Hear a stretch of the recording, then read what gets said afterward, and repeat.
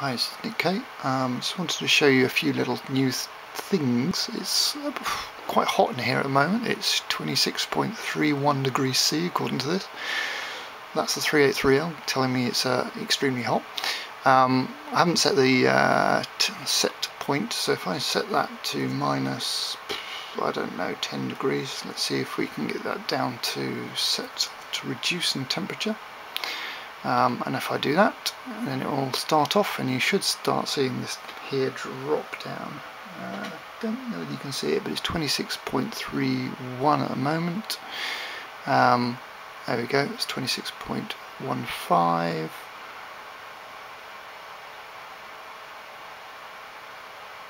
It polls every 5 seconds or so it doesn't keep hammering the camera to really take information about the temperature. 23. So I'm not going to sit here and but it will just carry on in the background. Anyway, so you'll see here, this is a 383L image. You'll see that it's a lot better behaved in terms of if you resize the thing. You can, obviously with the trackpad, you can zoom in and zoom out as you would do with pinch. You can move around here, for example, or move around. You can sort of set the bits and pieces as you would do normally. You'll notice that the HID has slightly changed, a little bit neater. You've got a abort button that works, you've got a capture button that works. Now if I, for example, take my test images directory here and just go here, you'll see that it has a little plus next to it. And if I drop it, it then says where to store it to. So if I click on the capture button, actually it helps if you put one exposure of 1 second and do a capture sequence. In here you should see after a second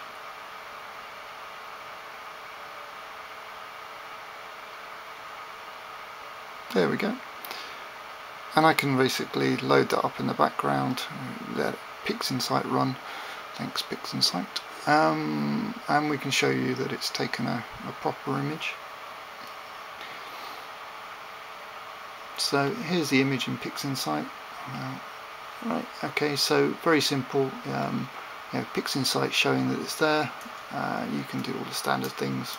Auto stretch, for example, shows this is a lovely stretch, and the reason is I've got something slightly in front of it so that I can see when there's actually a picture there or not. Okay, so you can basically set up Tighten, all these sorts of bits and pieces. It's done before. You just click on it, or click on, or double click, it's either, it doesn't matter. And then if you double click on this, obviously the image edit stuff comes up and the HID will appear as well. If you've got your little 16IC, for example, you can play around with the values as your heart's content, all this sort of thing, sharpening it and that. So 16IC is quite a small camera in terms of size, but you can scroll around as you would do normally. Yeah, so that's really roughly about it. I mean, the main thing is that you probably see is that in the preferences you can set up your 16IC or your legacy camera serial number to FTDI chip identity. Now you can do that using a little program that I've written and then bundled with this as well. And yeah, so there we go. You'll note that every time you switch, by the way, so if I go back to 16IC, you'll see that 16IC has the store here, whereas if I go to the Titan, it'll be in a different store. And I've got this actually currently running as in preview mode. That's my hand going in front. It's a bit noisy at the moment, simply because, there we go, it's, how can I put it, quite warm in here. It was, the 383L was just showing previously, let's go back to here, it's now minus 10 degrees, but it was showing 26 point something or other degrees C. There's a warm up button here, by the way, if you've got a large camera, thinking of the big 1100 for example, it has water cooling. Stops thermal shock by cycling up, so you can do this, and it will set it 20 here, but you'll see this will slowly cycle up as it disables. Simple bits, number of exposures, number of captures in a sequence. This bit here is if you've got a camera that supports preview mode, which is basically a fast download but leaves the preamp on, other bits and pieces. And then there's binning here as well. Currently it's set to maximum of 3x3 in the driver, but you can pretty much do anything the camera supports with the driver itself once we get to beyond beta. There's no limit or reason why. The only reason why we do it is to stop a massive amount of test iterations that we have to do, one for each individual bin. So if you wanted to set up on live view, which just makes it so it takes one shot every second, and then this will just do continuously doing a shot each second. If you do abort, it will do an abort and it will stop. It will stop capture sequence as well. So if I said to capture 10 exposures, just put return, and then I tell it to capture sequence. Sorry, there's no status indicator to say which one it's doing at the moment, but if I was to go in here, you would start seeing the images appearing and going down here. So if I put that in the background, then you'll see the slowly popping down here. But if I go back to, for example, the 16IC, we can tell it to go and download to a different directory by dropping it in there as well, other bits and pieces. And that's really it. I mean, it doesn't look too much on the front end. I mean, it's a little neater, little bit more fits together, doesn't break when you maneuver things around. Some of the gooey bits and pieces look, better from that perspective.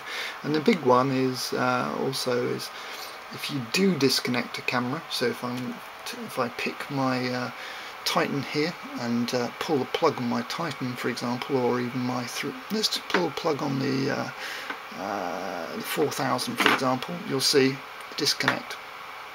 Disconnect works as well. It removes it from there and shuts it down, so you won't get an image from it at all or anything. And you can reconnect it in and it'll appear back in again. You can see here the capture is still continuing on the background. So yeah, it's getting alright, it's getting good. It still works and everything, thankfully, after doing a lot of playing around behind the scenes, especially with things like, there we go, starting to cycle up now, so it's up to 36 degrees C. So it's slowly cycling, it's warming up. And there we go, and this is still running in the background. I'll set it onto preview mode. There we go. The main thing here is that what you're seeing this is probably set up quite sensitively, and that's probably the reason why it's showing this. So if I point it at, there we go, immediately as soon as you point at something proper, it actually comes back with a nicer image. But you see, it's the sort of frame rate that I'll be doing with solar, for example. So if I did exactly the same and took this and put it in here, dropped it in here, for example, I told it to take 50 frames, for example, of that, and did capture sequence, you'll see that all of these are now appearing, and it will refresh here every 10th frame. So this is doing 50 frames, bang, there we go, thank you very much. So these are the 50 frames that it's taken. It normally does a capture, followed by the date, followed by time, followed by a sequence ID, a sequence number, so you can, even if you get multiple frames in the same time, that sequence number means that you will never get 2 frames overwriting each other. So yeah, and I can set it back to preview mode again. So let's have a look at 303L. It's back up to 16 degrees. It's now cycling up slowly up towards what it is here, which is about 26 degrees C. And yeah, the same thing as usual. Filter wheel, not much to show on that, but you can hear it whizzing in the background. And if I basically pull the plug on everything, you'll notice they all disappear apart from one. This here is very simple. I've still got one thing to do on the legacy but as you've seen in the past, I tend to treat the legacy as a background thing, so it's good that it works and does everything I want, but at the moment disconnect is with the legacy. I'll get round to it when I can. So unfortunately this is another thing I've just noticed, but there we go, that's always the case. If you want to switch off the log, you can do just by doing this, and it will switch off a log in the background for the driver. It means that when you have a log, it'll appear on your screen here. I might put this in the preferences later on, but at the moment that's it. You'll notice, okay, I'll explain the other bits in a different one.